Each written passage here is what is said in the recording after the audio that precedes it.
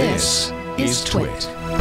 A big part of this new version is gesture control. We've heard a little bit about this, little murmurings leading up to it, so it wasn't a 100% complete surprise, but using it for the first time, like you really have to learn the language of the gesture control, right? So from a simplicity standpoint, I can understand the idea is to simplify the UI elements so that it makes using your phone easier. But there is that initial complication, right? Can you talk a little bit about that, like what your testing showed with users that were really getting used to this new control mechanism for their phone? Yeah, I mean, I think it, where do I start? So the one of the insights was just the usage of the third button, the overview, was actually surprisingly low. Just a lot of users never used it at all. And so, you know, I think we are really proud of the power of Android, right? Like the fact that you can do so many different things and make it sort of for you is something that absolutely I think we celebrate, and it makes it sort of the magical experience it is.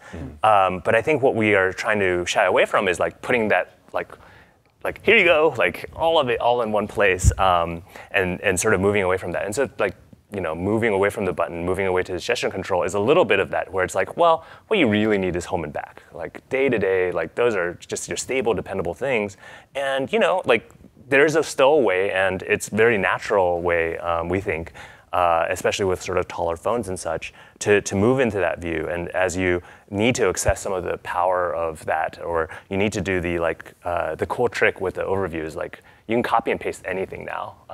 And like there's lots of times when you're in an app, you're like, let me just click on this thing and copy and paste it.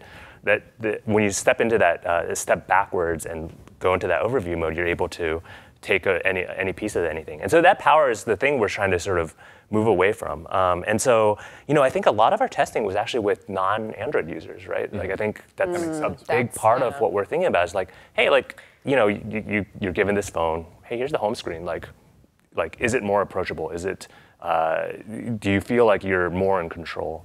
And I think a big part of simplicity is actually helping users feel more in control of what they're doing.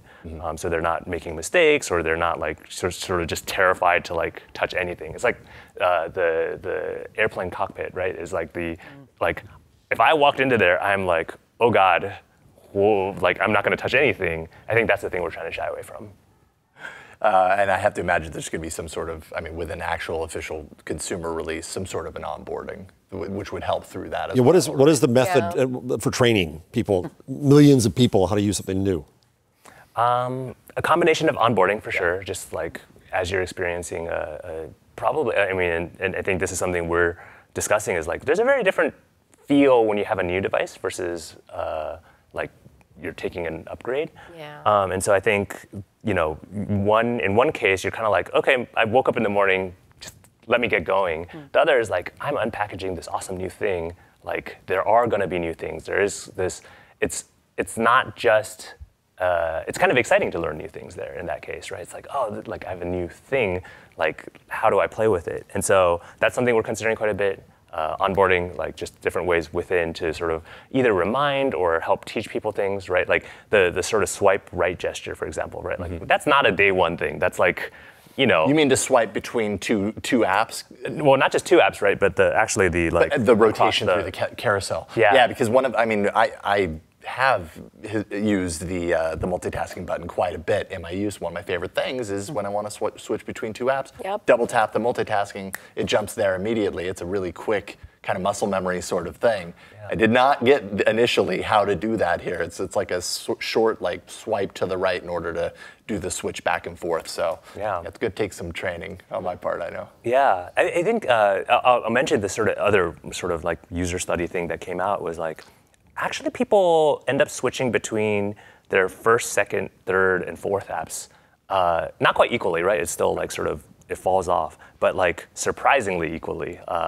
And so there are a lot of times where you're switching one app back, like you happen to have answered a message in between, or you happen to have done something in between. It's like, nope, that's actually not the thing. And so that's where we're sort of like, oh, okay, well, let's like actually be able to swipe back on the last 3 or 4 things. Yeah. Awesome. And it feels very WebOS. I'll just throw that in there. I don't know if Matthias Duarte was was in the room at any of these points advising, but it feels very WebOS, kind of the cards approach, the horizontal view of that.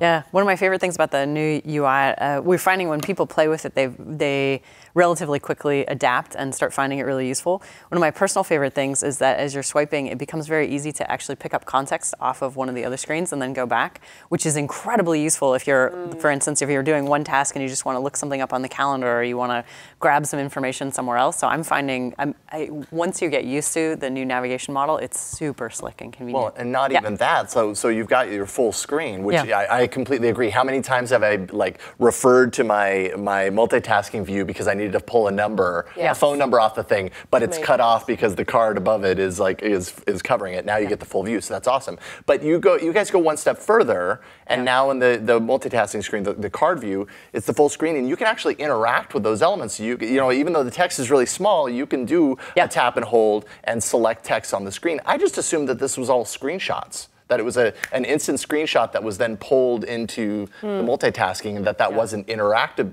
There was no interactivity there. That's obviously new. Yeah, one of the cool tricks, and you can do this in developer settings, slow the animations down.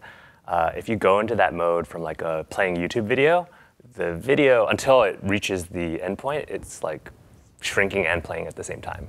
Nice. Like it's something our tech lead was like, hey look at this, we did this, and it's amazing. I mean, it is technically incredible. And one of those like subtle details no one will otherwise notice, but it's like, oh hey, this is kind of live. And I think we do think of this as like a future space. Like, you know, obviously AI was, you know, it came up a couple times yesterday, and it's something we're, you know, investing a lot in. And we think that by, you know, there's this metaphor of like we're stepping back from the app. And so you're stepping away because you need to take care of a lot of things. And that's kind of where, you know, AI and intelligence can help you. That's why we have predicted apps at the bottom. It's like, yep, we're sort of just helping you along your way.